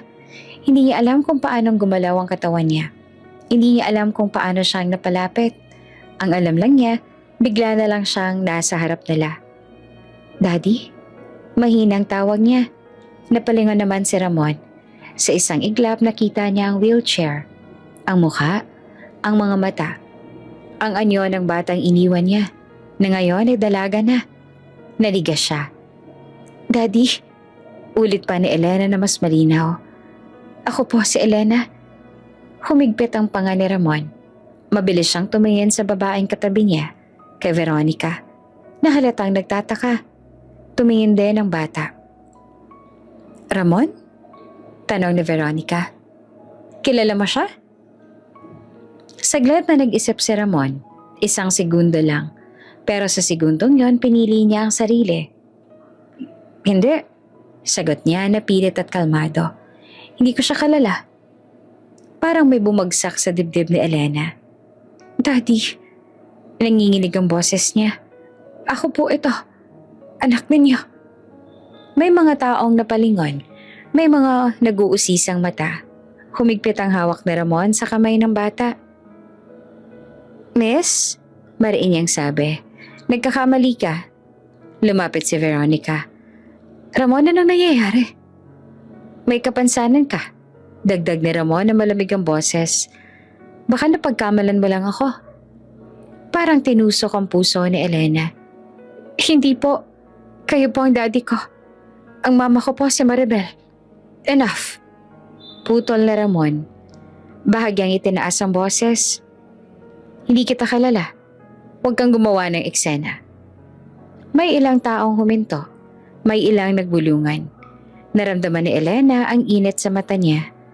Gusto niyang ipakita ang mga alaala, ang mga laruan, ang mga gabing hinintay niya ang ama. Gusto niyang sumigaw, pero wala siyang nagawa. Hinila ni Ramon ang bata palapit sa kanya. Halika na, sabi niya sa anak. Umuwi na tayo. Tumingin ang bata kay Elena. May pagtataka, may takot. Daddy, sino po siya? Tanong nito. Wala, sagot na Ramon. Huwag mo nang pansinin. At doon sa harap ng maraming tao, tuluyan na siyang itinanggi. Di lamang bilang anak, kundi bilang tao. Naiwan si Elena sa gilid ng kalsada. Nanginginig. Hindi niya namalaya na may luha na pala siyang tumutulo. Hindi siya sumigaw. Hindi siya humabol. Hindi niya na kayang magsalita. Tumunog ang cellphone niya. Galing kay Adrian. Nakarating ka na ba? Hindi siya agad nakasagot. Makalipas ang ilang minuto ay nag-type siya. Nakita ko po ang daddy ko. Sabi ni Elena. Ha? Akala ko. Buhay po siya. Pero itinanggi niya ako. Mabilis ang reply. Nasaan ka, Elena? Susunduin kita. Umupo si Elena sa gilid ng sidewalk. Nakayoko. Sa unang pagkakataon, hindi niya inisip ang wheelchair. Hindi niya iniisip ang mga tao. Isang bagay lang maninaw. Hindi pala patay ang kanyang ama. Mas masakit pa pala. Pinili lang na mamatay bilang ama. Pagdating ni Adrian, agad siyang lumapit at hinawakan ang kamay ni Elena. Wala siyang tanong. Wala siyang sermon. Umupo lang siya sa tabi niya. Hindi mo kasalanan. Sabi niya na tahimik pero buo. Kahit kailan. Umiyak si Elena. Hindi napigil. Hindi dahil sa kahihiyan ng kanina, kundi dahil sa bigat ng katotohanan ngayon lang bumagsak sa kanya. At sa sandaling iyon, tuluyan ang naglaho ang imahe ng ama na minahal niya sa alaala. Ang naiwan na lang ay isang lalaking buhay pero hindi kailanman naging tatay. At mula roon, wala nang balikan. Tahimik ang biyahe pa uwi. Hindi umuulan pero mabigat ang hangin. Parang may nakasabit na hindi mabitawan.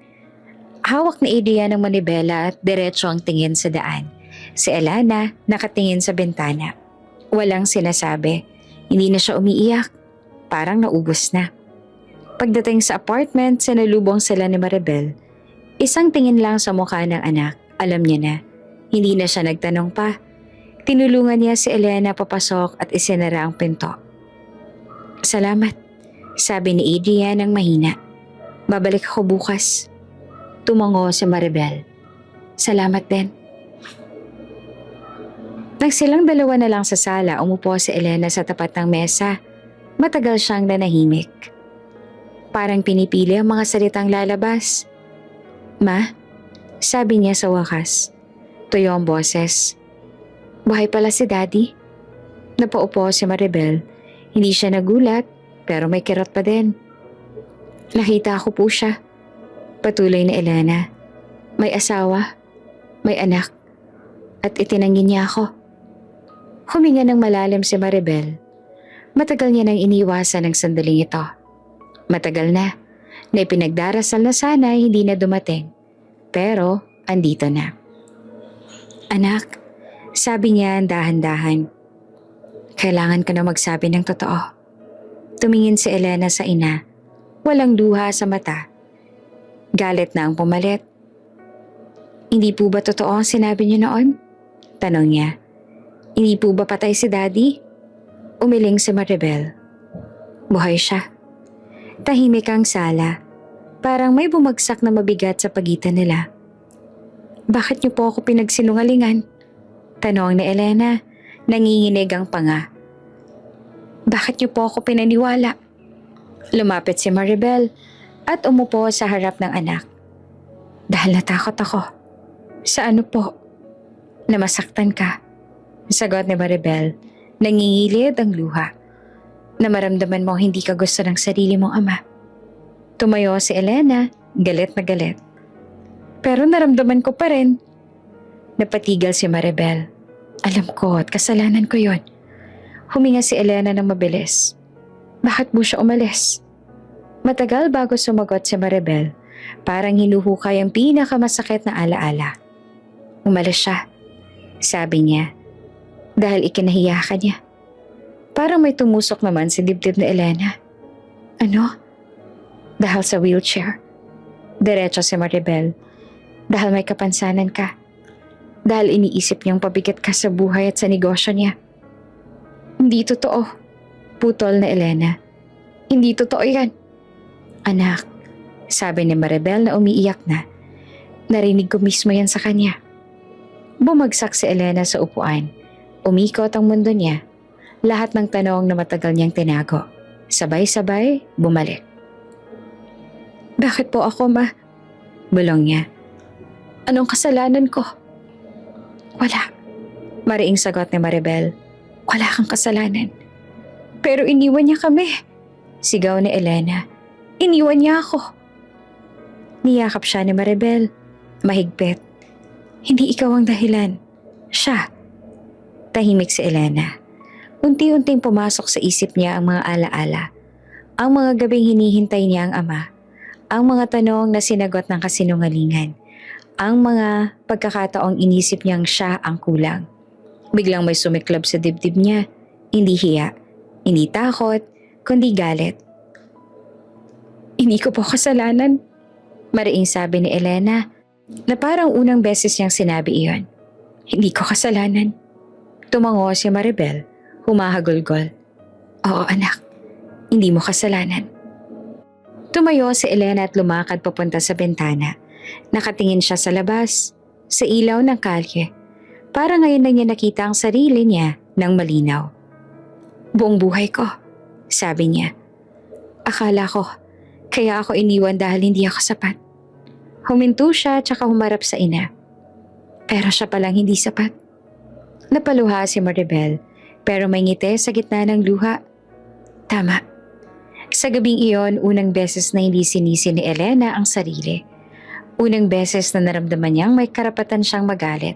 Hindi sa mundo, hindi sa kapansanan, kundi sa lalaking tumalikod sa kanya. Nag-text si Adrian. Kamusta ka na? Tanong ni Adrian. Alam ko na po ang totoo. Sagot naman ni Elena. Andito lang ako. Salamat. Hindi na po ako tatakbo. Inalapag ni Elena ang cellphone. Huminga siya ng malalim. Hindi niya alam kung paanong haharapin ng ama niya sa hinaharap. Hindi niya alam kung kaya pa ba niyang patawarin. Pero alam niya ito. Hindi siya pabigat. Hindi siya kahihiyan. At hindi niya kasalanan ng pagpili ng ama niya. Sa unang pagkakataon, malinaw ang laban. At handa na siyang harapin ito. Hindi sinabi ni Adrian kay Elena ang balak niya. Alam niya hindi pa handa ang babae at ayaw niyang madagdagan pa ng bigat ang pasanin nito. Kaya tahimik niyang inasikaso ang lahat. Parang business meeting lang na may mabigat na puhunan. Dignidad ng taong mahal niya. Isang umaga, tumawag siya sa isang kontak. Ilang oras lang, may address na siya. Isang pribadong club sa BGC. Tahimik, eksklusibo. Lugar na paborito ng lalaking katulad ni Ramon. Mga lalaking sanay magtago sa likod ng pangalan at koneksyon. Nauna si Adrian. Umupo siya sa isang mesa sa gilid. Diretso ang likod. Kalmado ang mukha. Hindi siya galit. Hindi rin siya nanginginig. Pero buo ang loob niya. Dumating si Ramon makalipas ang ilang minuto. Nakasuot ng mamahaling suit. Halatang sanay sa ganitong tagpuan. Nang makita niya si Adrian ay bahagya itong nagulat. Ikaw? Tanong niya ng malamig. Salamat sa oras, sagot ni Adrian. Tumayo at nag-abot ng kamay. Nag-atubili si Ramon bago tinanggap ang pakikipagkamay. Ano kailangan mo? Umupo sila. Walang paligoy-ligoy sa Adrian. Alam kong kilala mo si Elena. Diretsong sabi niya. Nanigas naman ang panga ni Ramon. Wala akong anak na ganon. Meron? Sagot pa ni Adrian. Mahinahon pero matatag. At alam mo yon. Sandaling katahimikan. Sa labas, may tumatawang grupo. Sa loob, mabigat ang hangin. Ano bang gusto mo? Tanong ni Ramon, iritado. Kung pera, hindi pera. Putol ni Adrian. Respeto. Napatawa si Ramon. Maikli at walang saya. Respeto? Para kanino? Para sa anak mo. Sagot ni Adrian. Kahit kilalanin mo lang siya. Kahit sa pribado. Sumandal si Ramon sa upuan. Hindi ko kailangan ng gulo. Maayos ang buhay ko. Maayos dahil iniwan mo sila. Sagot pa ni Adrian. Dahil itinago mong totoo. Nagbagong mukha ni Ramon. Hindi mo alam ang pinagdaanan ko. Alam ko ang pinagdaanan niya. Sagot ni Adrian. 8 taon ng therapy. Taon ng pangmamaliit. Isang buhay na pilit binuo kahit iniwan. Huminga si Ramon ng malalim. Hindi ko hiningi ang batang yon. Pero responsibilidad mo. Maraing sabi ni Adrian. Tumawa naman si Ramon ng malakas ngayon. Responsibilidad? Malas sa buhay ang batang yan. Parang may kumurot sa dibdib ni Adrian. Pero nanatili siyang kalmado. Malas? Simula nang pinanganak siya. Puro problema ang dumating. Patuloy pa ni Ramon. Gastos. Hiya. Mga tanong na ayokong sagutin. Hiya? Ulit pa ni Adrian. Ang kinahiya mo ay hindi ang kapansanan niya. Ang kinahiya mo ay ang sarili mo. Biglang tumayo si Ramon. Pigilan mo ko. Hindi. Sagot ni Adrian at tumayo na rin. Hindi hanggat hindi mo naririnig ang totoo. May ilang napatingin sa kanila. Umupong muli si Ramon. Galit na galit. Hindi ko siya kikilalanin. Mariing sabi niya. Hindi ngayon, hindi kailanman. Alam mo ba, sabi ni Adrian dahan-dahan, na may pagkakataon ka pang itama ang mali? Wala akong mali. Sagot ni Ramon. Pinili ko ang buhay na gusto ko. Tumango si Adrian at may presyong pagpili. Tahimik si Ramon. Anong ibig mong sabihin? Hindi sumagot si Adrian. Inilabas niya ang wallet at inilapag ang calling card sa mesa. Isipin mo, sabi niya. Kung sakaling magbago ang isip mo, alam mo kung saan ako hahanapin. Tumalikod si Adrian at naglakad palabas ng club. Hindi siya nagtagumpay sa pakay niya. Pero may nakuha siyang mas malinaw. Ang tunay na anyo ng lalaking itinanggi ang sariling anak. Sa kotse, huminga siya ng malalim. Kinuha ang cellphone at nag-text. Kinausap ka na siya. Message ni Adrian kay Elena. Kamusta po? Matagal bago siya nag-reply.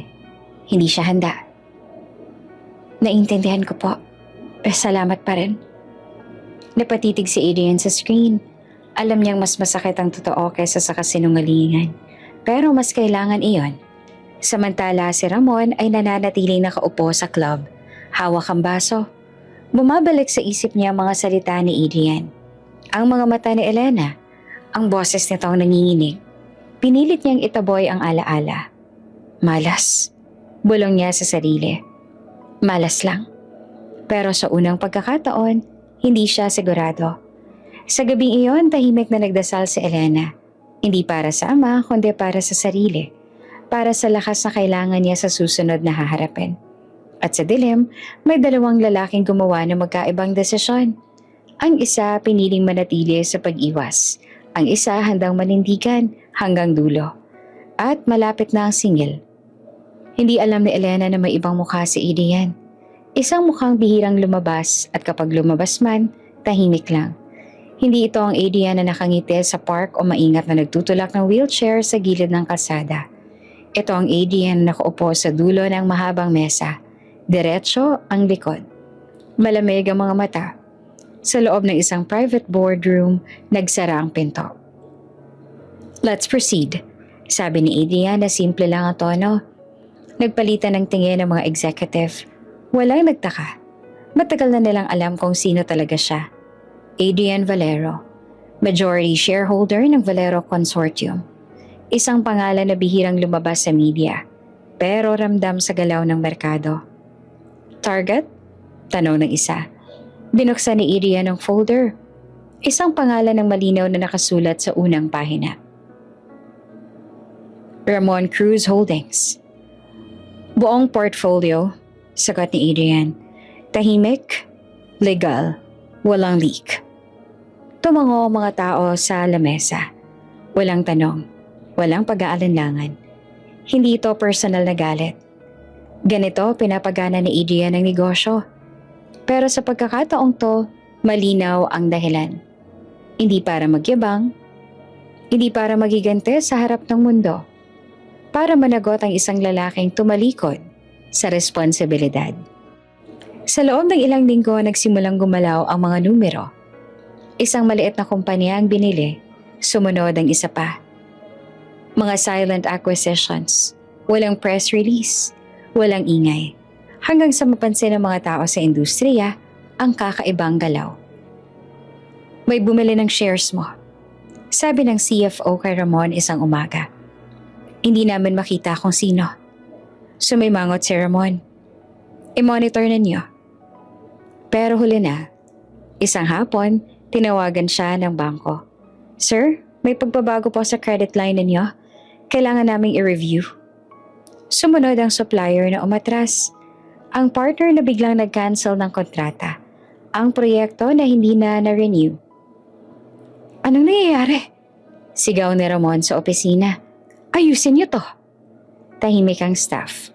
Walang makasagot ng diretsyo. Ang totoo, wala na silang kontrol. Sa parehong araw, inimbitahan ni Ramon sa isang emergency meeting. Isang conference room sa parehong gusali kung saan minsan siyang nangarap na umangat pa. Pagpasok niya ay nandoon si Adrian. Nanlamig ang batok na Ramon. Ikaw? Tumayo si Adrian. Maupo ka. Hindi sumunod agad si Ramon. Anong ginagawa mo rito? Binili ko ang kumpanya mo. Sagot ni Adrian na diretso, parang nagbabalita lang ng oras. Hindi lang isa, lahat. Parang tinamaan ng suntok si Ramon. Imposible. Inilapag ni Adrian ang mga dokumento sa mesa. Legal, kompleto. Tahimik ang kwarto. Ramdam ang bigat ng papel sa pagitan nila. Bakit? Tanong ni Ramon na galit at takot na nagsasama. Hindi agad sumagot si Adrian. Hindi to tungkol sa pera. Sabi niya sa wakas. May mas mahalaga pa. Si Elena?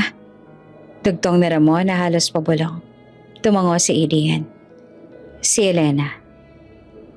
Huminga ng malalim si Ramon. Ginagawa mo to para sa kanya? Ginagawa ko to. Dahil sa ginawa mo sa kanya. Sagot ni Adrian. At sa patuloy mong ginagawa. Tumawa si Ramon ng pilit. Akala ko ba hindi ka personal? Hindi. Sagot naman ni Adrian. Pero may hangganan ng pananahimik. Lumapit si Adrian sa bintana. Alam mo kung bakit tahimik kong ginawa to? Dahil hindi ko kailangang ipahiya ka sa publiko para managot ka. Gusto kong maramdaman mo ang pagkawala, ang unti-unting pagguho. Bumagsak si Ramon sa upuan. Wala ka nang pakialam sa mga empleyado ko? Meron, sagot ni Adrian. Lahat sila ililipat sa bagong pamunuan. Walang mawawala ng trabaho. Ikaw lang. Tahimik si Ramon. Sa unang pagkakataon, naramdaman niya ang kawalan ng kontrol. Ang pakiramdam na matagal niya nang ipinasa sa anak niya. Hindi mo ba naisip? Sabi ni Ramon na mababa ang boses. Nasobra to? Hindi, sagot ni Adrian. Sapat lang. Paglabas ni Ramon ng gusali, hindi siya sinundan ng kamera. Walang media, walang chismis, pero ramdam niya ang pagbagsak sa bawat hakbang. Samantala si Elena naman ay nasa apartment, nagbabasa, tahimik ang araw. Walang ideya sa nangyayari sa kabilang mundo, hanggang tumunog ang cellphone niya.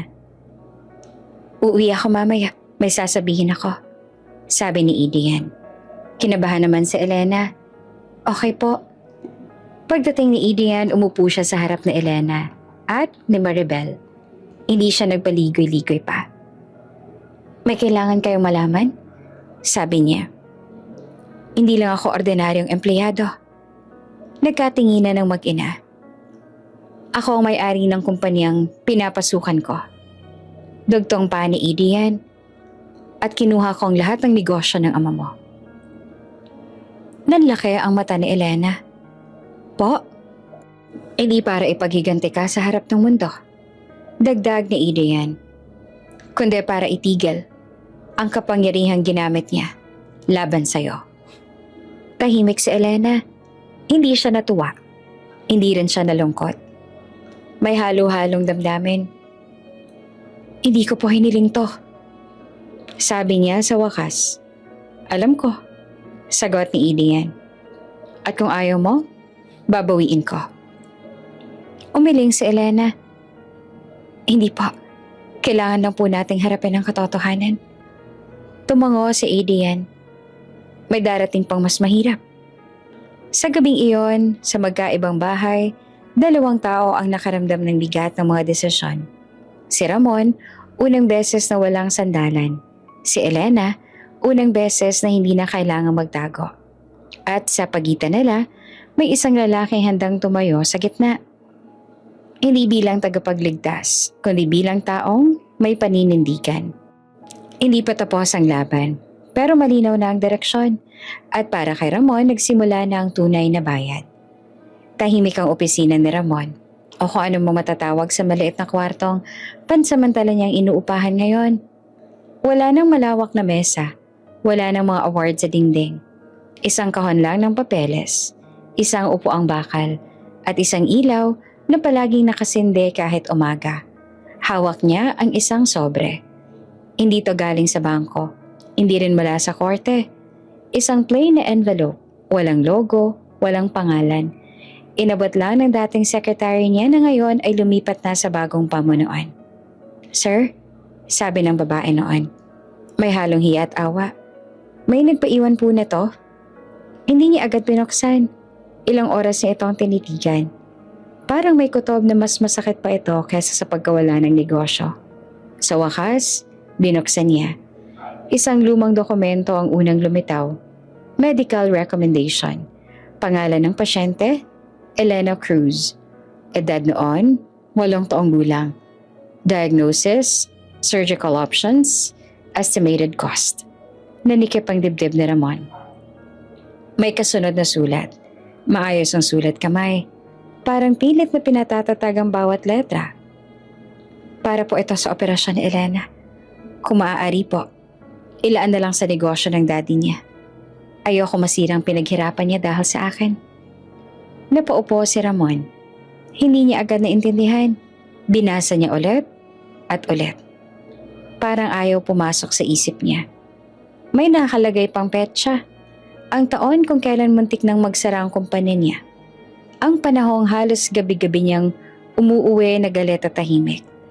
Ang panahong inisip niyang malas ang batang nasa wheelchair. May nakasunod na resibo. Donation of transfer. Amount para sa operasyon.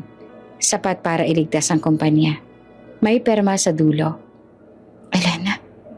Parang may sumabog sa loob ni Ramon. Bigla niyang naalala ang gabing iyon. Ang pag-uwi niyang lasing at pagod at takot. Ang galit niya sa mundo. Ang pagsigaw niya na pabigat ang anak niya. At sa parehong panahon, may isang batang tahimik na pumirma ng papel.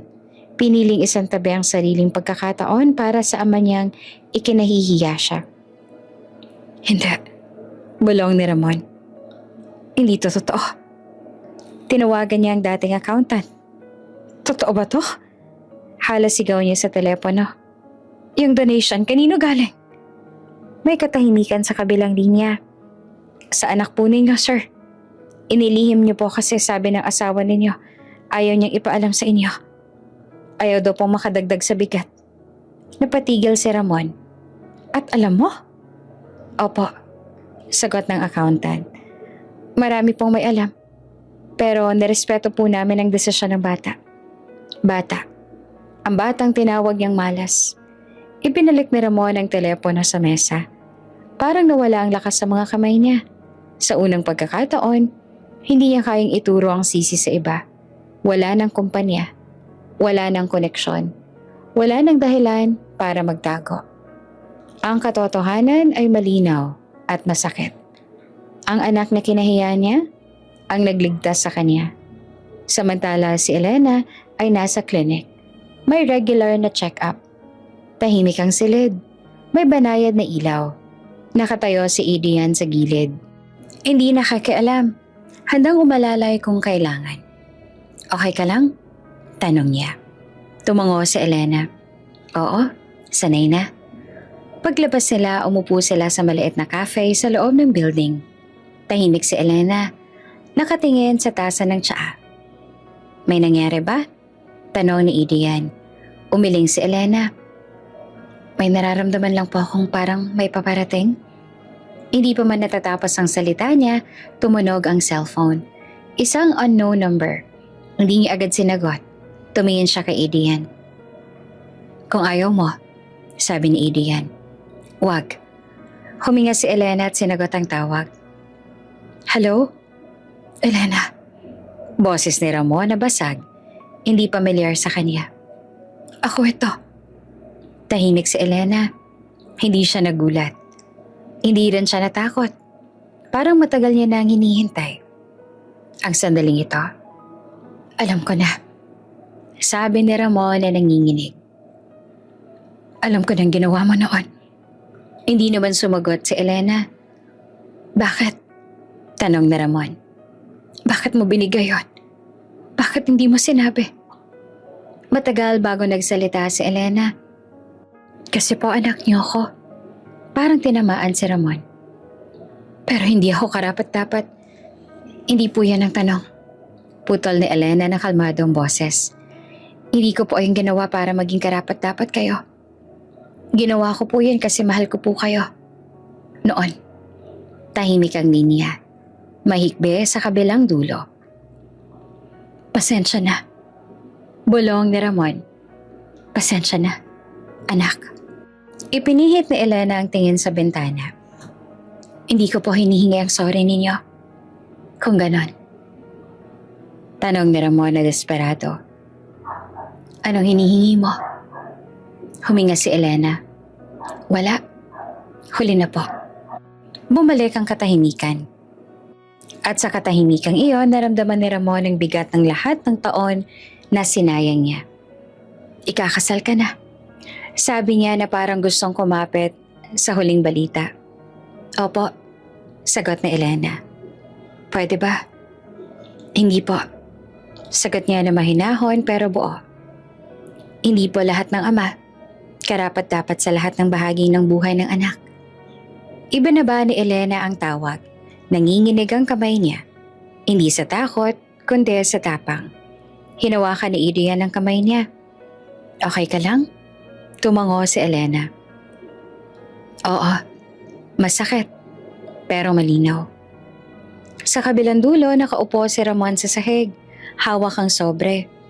Sa unang pagkakataon, wala na siyang masasabi laban sa katotohanan. Hindi niya lang iniwan ang anak niya. Sinira niya ang sarili niya sa pamamagitan ng pagtalikod sa nag-iisang taong handang magsakripisyo para sa kanya. At sa gabing yon, walang negosyo, walang kapangyarihan, walang dahilan. Isang ama lang ang naiwan, nakaharap sa pinakamasakit na revelasyon ng kanyang buhay. Hindi engrande ang kasal, pero hindi rin ito simple sa karaniwang kahulugan. Tahimik ang simbahan, puno ng liwanag, at walang bahid ng pagpapanggap. Walang kailangang patunayan, walang kailangang ipakita. Nandoon si Elena, nakaupo sa wheelchair na pinili niyang wag itago. Hindi siya tinulak palihim. Hindi siya hinarap na parang kahinaan. Sa halip, maayos siyang pumasok sa gitna ng simbahan. May ngiti sa labi at lakas sa mga mata. Sa gilid ng altar, naghihintay si Adrian. Hindi bilang bilyonaryo. Hindi bilang tagapagligtas. Kundi bilang lalaking nanindigan. Nakatayo sa unang upuan si Maribel. Tahimik na umiiyak. Hindi dahil sa sakit, kundi dahil sa wakas. May hustisya ang mga taong piniling manatili kahit walang kasiguraduhan. Handa ka na? Bulong ni Adrian na magkatabi na sila. Tumango si Elena. Matagal na. Sa sandaling iyon, wala nang takot, wala nang hiya, wala nang tanong kung sapat ba siya. Dahil malinaw na ang sagot. Pagkatapos ng kasal, Hindi nila agad hinabol ang luho. Oo, umangat ang buhay nila. May mas maayos na bahay, may seguridad, may mga pagkakataong dati pangarap lang. Pero nananatiling simple ang puso ni Elena. Tinuloy niya ang therapy, hindi dahil may kailangang patunayan, kundi dahil gusto niya. Tinulungan niya ang mga foundation na sumusuporta sa mga batang may kapansanan, hindi bilang simbolo, kundi bilang kapwa. Si Maribel sa wakas nakahinga. Hindi niya na kailangang magbilang ng barya bago matulog. Hindi niya na kailangang magpanggap na okay lang ang lahat. Sa unang pagkakataon, inalagaan din siya. Samantala sa kabilang dulo ng lungsod, unti-unting naglaho ang mundo ni Ramon. Umalis si Veronica ng tuluyan. Walang sigawan. Walang drama. Isang umagang wala na lang siya. Dala ang anak. Dala ang dignidad na matagal nang nawala kay Ramon. Hindi kita pinakasalan para maging mahirap. Malamig na sabi ng babae bago umalis. At hindi rin kita piniling ipaglaban. Wala nang hinabol si Ramon. Wala na siyang lakas. Wala na ring dahilan. Lumipat siya sa mas maliit na lugar. Malayo sa mga dating opisina. Malayo sa mga taong dati yumuyo ko sa kanya. Dala niya ang isang bag, ilang damit at ang sobre na matagal niya nang hindi mailapag. Isang hapon, naglakas loob siyang pumunta sa isang cafe. Hindi niya alam kung bakit. Baka umaasa makita ang anak o baka umaasang mapatawad ang sarili. At doon niya nakita si Elena kasama si Idian. Nakangiti, may hawak na tasa ng tsaa. Tahimik pero buo. Nanlambot ang tuhod ni Ramon. Lumapit siya, mabagal ang hakbang. Elena, tawag niya na maingat. Pwede ba tayong mag-usap? Tumingin si Elena. Hindi siya nagulat, hindi rin siya tumayo. Sandali lang, sabi niya kay Adrian. Tumayo si Ramon sa harap niya. Hindi na alam kung saan titingin. Hindi ako hihingi ng kahit ano, sabi niya agad. Gusto ko lang sabihin na mali ako. Tahimik si Elena. Walang araw na hindi kita iniisip. Patuloy ni Ramon. Pero hindi ko alam kung paano haharapin ang sarili ko. Tumango si Elena. Alam ko po. Pwede pa ba? Naputol ang boses ni Ramon. Pwede pa ba akong bumawi? Matagal bago sumagot si Elena. Ang pagbawi. Sabi niya na kalmado pero malinaw. Hindi mo laging tinatanggap. Nanlaki ang mata ni Ramon. Ibig kong sabihin, dugtong ni Elena. May mga pagkakamaling hindi na naaayos. May mga panahong lumipas na hindi na maibabalik. Huminga siya ng malalim. Pinatawad na po kita. Nagliwanag ang mukha ni Ramon. Talaga? Pinatawad. Ulit pa ni Elena.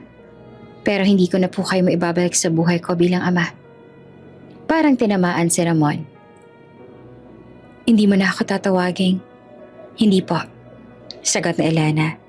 Dahil ang pagiging tatay, hindi titulo. Responsibilidad po yan na pinili niyang talikuran. Tahimik ang cafe. Walang nakikinig. Pero sapat na ang bigat ng mga salita. Tumango si Ramon, luha ang bumagsak. Salamat. Kahit iyon man lang. Tumayo si Elena. Ingat po kayo. Hindi na siya lumingon. Habang papalayo si Elena kasama si Idian, naiwan si Ramon. Mag-isa. Walang sisisihin, walang hahabulin. At sa wakas, malinaw na sa kanya ang lahat. Hindi siya pinarusahan ng anak niya. Hindi siya ginantihan ng mundo. Siya mismo ang sumira sa lahat. Sa araw na pinili niyang ikahiya ang sariling anak.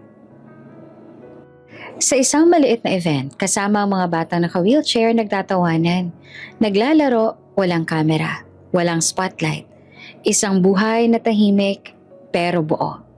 Sa tabi niya si Adrian, hindi nakahawak sa kanya para itulak, kundi para sabayan ang lakad ng buhay. At sa dulo ng kwento, malinaw ang aral na hindi kailanman naging komplikado. Hindi lahat ng ama, karapat-dapat tawaging tatay. Pero ang mga anak na piniling manatiling mabuti, sila ang tunay na mayaman. Bago ka pa lang sa channel neto, ibang kwento ni Ate Jane, istorya mo, ikwento ko. Huwag kalimutang pindutin ang notification bell at subscribe button.